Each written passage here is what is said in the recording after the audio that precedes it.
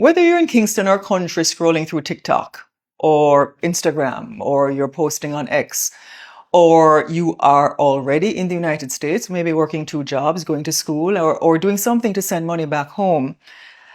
If you are a young person, hear me now, because your phone knows more about your future than your passport does. And the US government, they're watching. So this isn't about paranoia. This is about foreign policy, the new kind of geopolitics that is shaping your digital future. Because biometrics aren't just fingerprints and photos anymore. Today, they include your digital DNA, your likes, your shares, your retweets or re-Xs. I don't even know what that is called, re-Xs. Your hashtags, your follows, who follow you. Even the meme from 2015 you forgot you posted. It's all a part of your digital DNA. And since 2019, almost all US visa applicants are required to submit their social media handles. And they want 5 years of your online life. Just hand it over. And that's not for curiosity, not for clicks, not to say, let me see what she was wearing or, who follows her, but it's for character evaluation.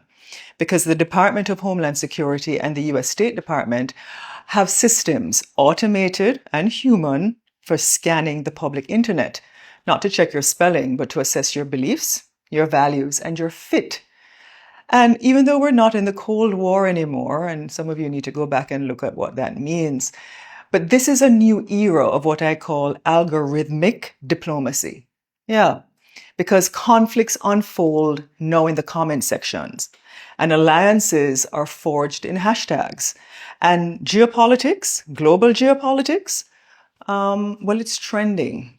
And you're a part of that feed. And geopolitics, and when I say global geopolitics, I know it may sound redundant, but it has to do with the entire political leanings and what's being discussed in the world and how countries are working with one another. And everybody now is holding a line. So let's be fair.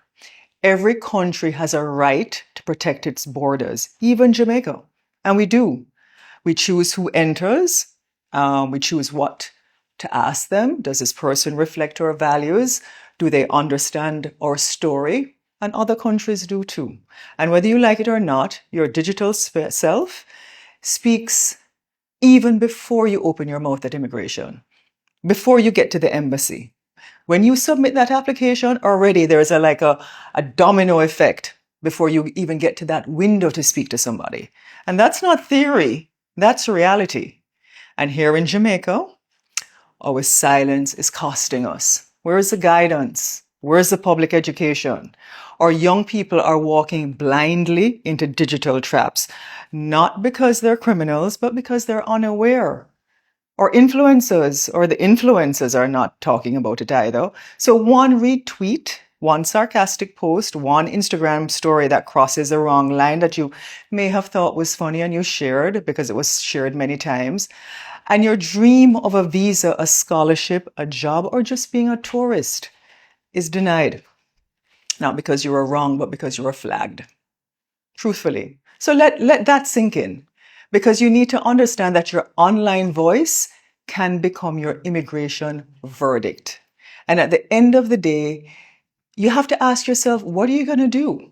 What are you going to do? So, this is not a call to silence. We need to wake up. We need to get smart. We need to stop pretending that social media is private. We need to stop encouraging young people to speak their truth without preparing them for how that truth will be received or what that consequence is. And we need to teach digital strategy, not just digital freedom. So, as I said, I don't want you to be silent. I want you to be wise. If you don't hold a US passport, or if you're not a part of the European Union or if you don't have, put it this way, if you don't have a G7 passport, and you can look up what a G7 passport is, or if you don't hold a Singaporean passport, go and look up all the countries in the world where the passports are like maybe the top 20. If you don't hold one of those, right, you don't have full protection. And even if you do, remember, the internet never forgets because countries are now looking. So scroll with discernment, comment with caution, post with purpose. Because today, social media is a part of foreign affairs and foreign policy. It's a part of immigration policy. It's a part of national security. So the choice is yours. Choose wisely.